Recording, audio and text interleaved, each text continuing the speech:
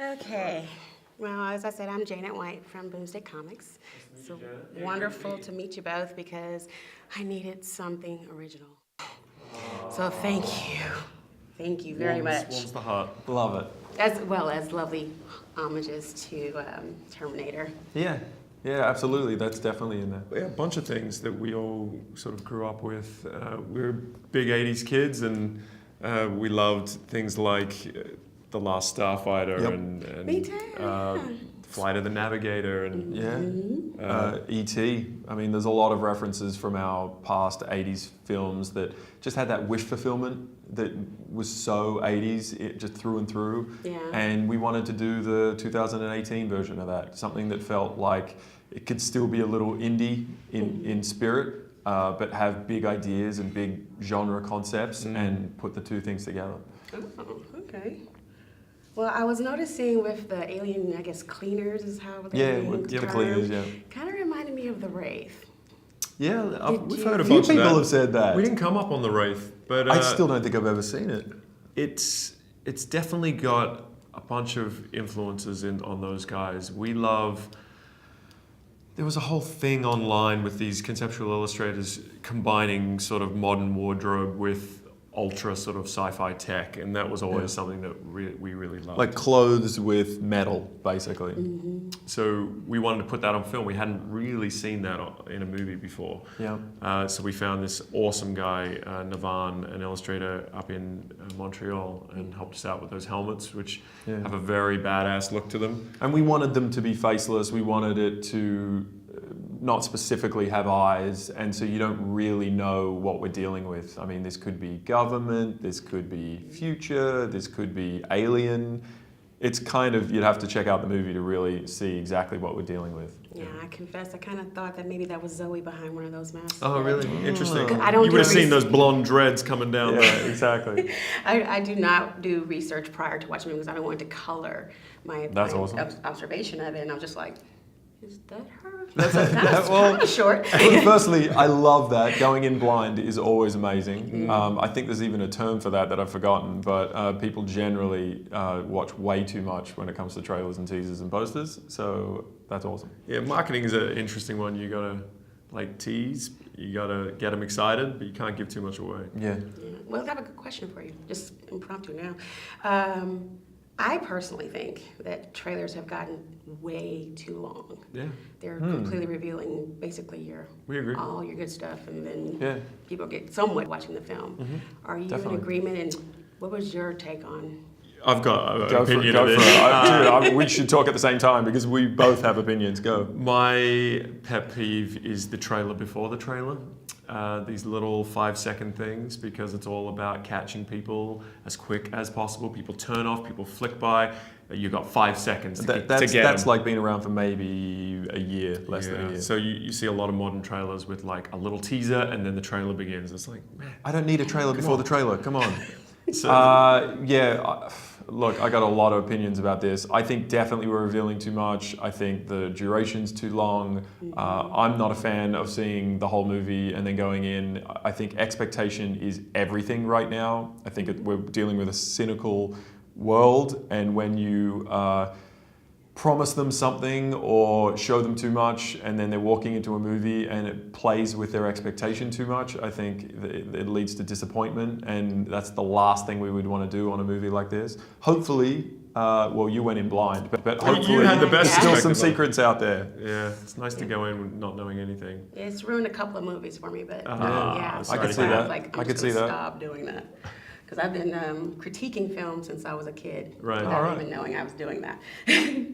Okay, so from Australia, Yes. Yeah.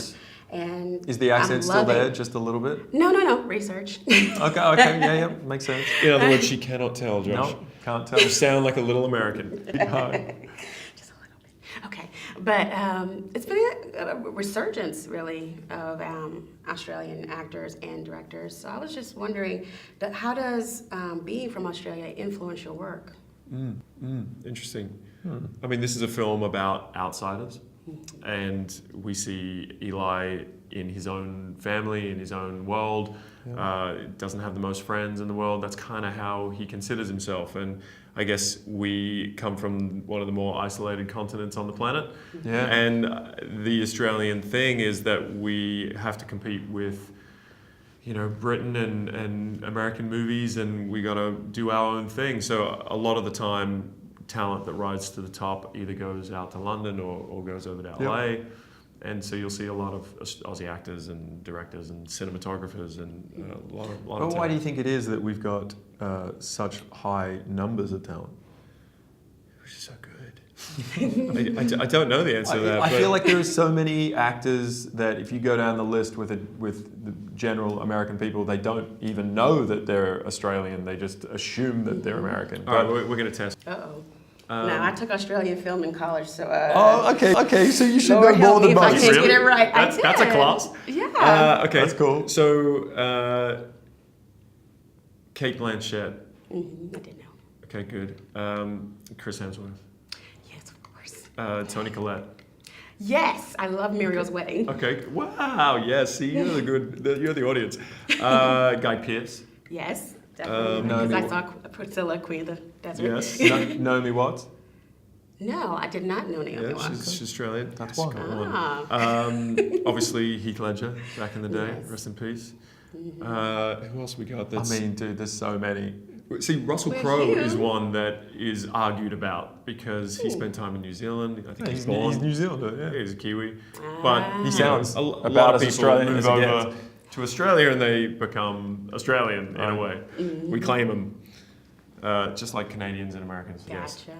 Yeah, the class I mentioned, I was at SMU, Federal School of the Arts. Wow. Go Ponies. And our Impressive. professor, Tilak Hutchison, is from Australia. Oh, wow. That's impressive. Yeah. Cool. Let's see here. Oh, speaking of outsider, this is actually probably kind of redundant actually. Does the outsider revelation plot resonate with your life? Yeah, it's kind of what he talked about. I mean, I think being a twin is different no matter what. And so we're kind of in our own little world and we assume that everybody has a clone, but they don't. You don't? So there's definitely something different going on there. And I think the Australian thing and living in another country feels sometimes a little bit like the outsider. We've been here longer than I've been in Sydney, which is where we spent time before we're in the States.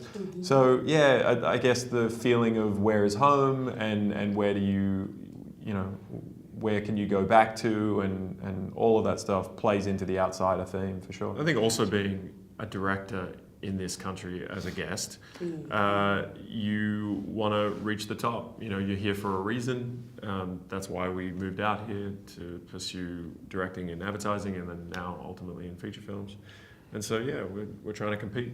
I think that pushes us further and harder. Well, I will say one thing that immediately from very opening sequence stuck out to me was the sound mixing. Oh, I felt it. Our could sound actually people feel love it in that. my core. Thank Well, you. good job, sound. Great. It was super important to us, and it was actually one of the sides of filmmaking that you don't get to really explore in its fullness doing commercials. Yeah. Yes, it's a big part of it. We worked with Joseph Fraioli, our supervising sound designer, who created every sound, especially the sci-fi stuff, from scratch. You'll nerd out on this stuff. Like he would play with magnets and breathe into tubes and created our own sort of Darth Vader classic sort of breathing sounds and all of these fun things. Lots of modular elements, lots of things where he's recording his cat and then making it digital and Filtering modular it and up. filtering it, and then that becomes some of the technology sounds. There's so much of that stuff. But there's a big theme of electromagnetism that runs through the technology, and so he got to play with a lot of magnetic elements, which was really fun.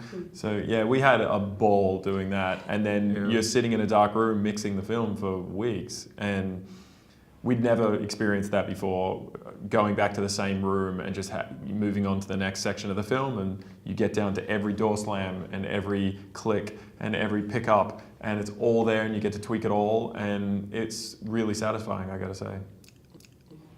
Well, I did a little even radio theater once, and I was the monster. So needless to say, I know the elements of making sure that just the right Yeah, pitch, the right absolutely. duration. Completely. And you can affect a Bring lot it with it. Even ADR was something that we'd never really played with. I mean, we bugged us a bit as well. You know, ADR is used so poorly in so many as a band-aid in so Yeah. many movies. Yeah, if And it's you- bad, you notice You it. see the back of an actor's head and like a very key line comes out. I mean, that's just the worst. Yeah. But we used ADR in the way it should be used to just like really shape little scenes and yeah, it was cool. Well, the movement through the scenes was really intriguing too. I Cool. mean, I felt like I was literally brought into the space. So kudos on that as well. Oh, thank you. Yeah, it was all about the perspective and following Eli and those brothers. Cool. Well, my father's a triplet, so I can kind of What? understand. Interesting. And I was wondering, who is the biggest prankster on set? Between us. Between you two. Oh, between us? I was going to say Dennis Yes. Quaid. Oh, well, I'm not surprised by that actually. 'Cause I loved Inner Space. Oh yeah, seriously. Frequency. Okay, for starters, forget us. Dennis Quaid is easily the biggest prankster on set. He has a sense of humor that is unexpected. I thought he would be much more distinguished. Nope. That dude walks in and he's all about making everyone laugh. He's a super cool cat. Awesome. Us? I mean, I don't know. Who's the bigger prankster? I, I mean, it I was, depends what day. We're so similar. I was so fooling around with Miles quite a bit. I think I annoyed you a couple of days. yeah, because you're distracted. That's It's why. a 14-year-old kid. You got to keep him entertained. So we were Yes. flipping a lot of water bottles and just like, mucking around. But yeah, you got to get serious as well. Yeah, that's important. Stay on schedule. Let's see here. Okay, obviously you're big fans of film.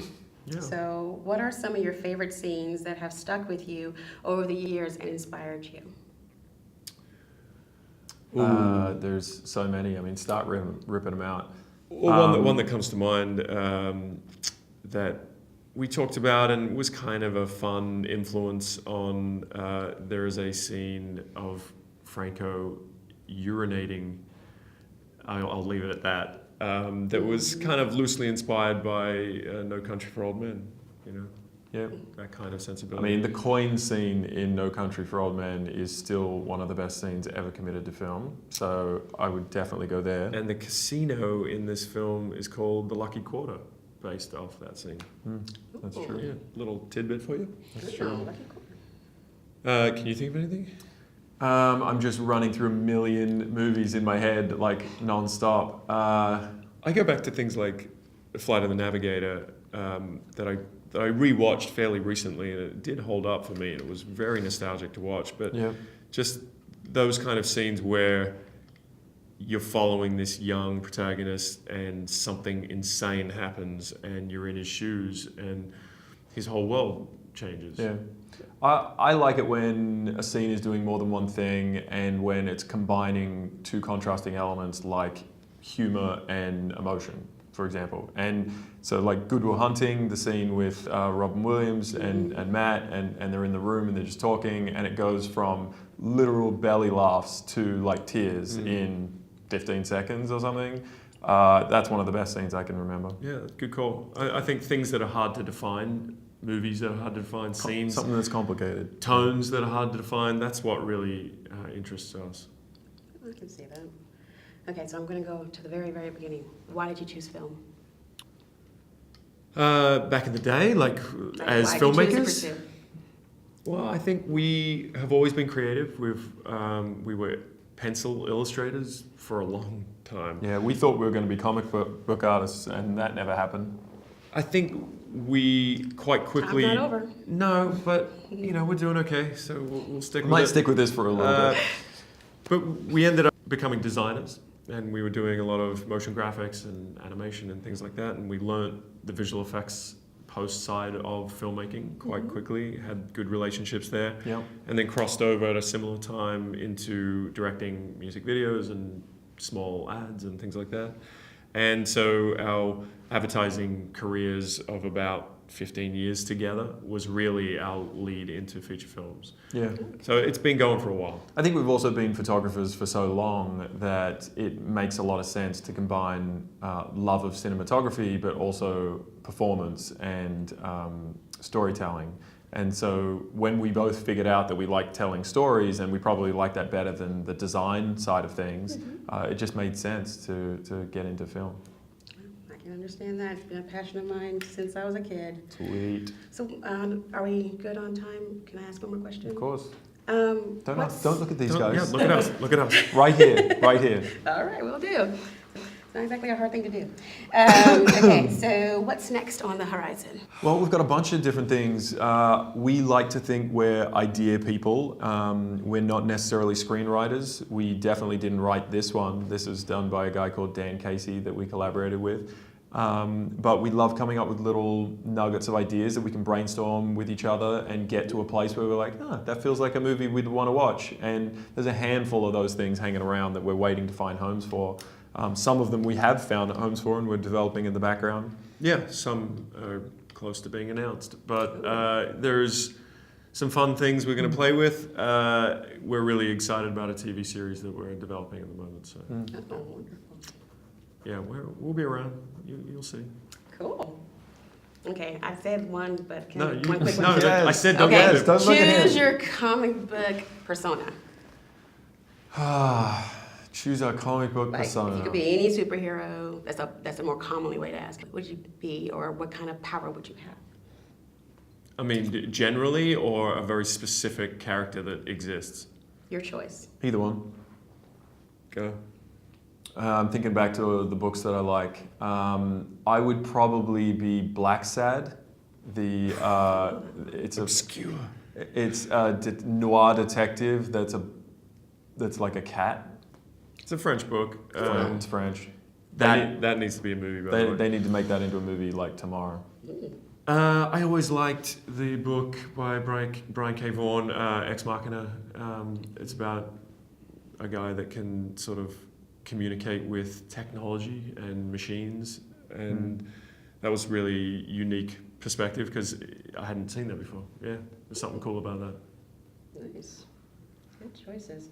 Psylocke for this girl, but they didn't handle her very well in the movie, though. I agree with you. Thank you. That was fun. Oh, thank you. Yeah, both. man. I Thanks for appreciate coming by. it. Yeah, of course. Nice Nice to meet you.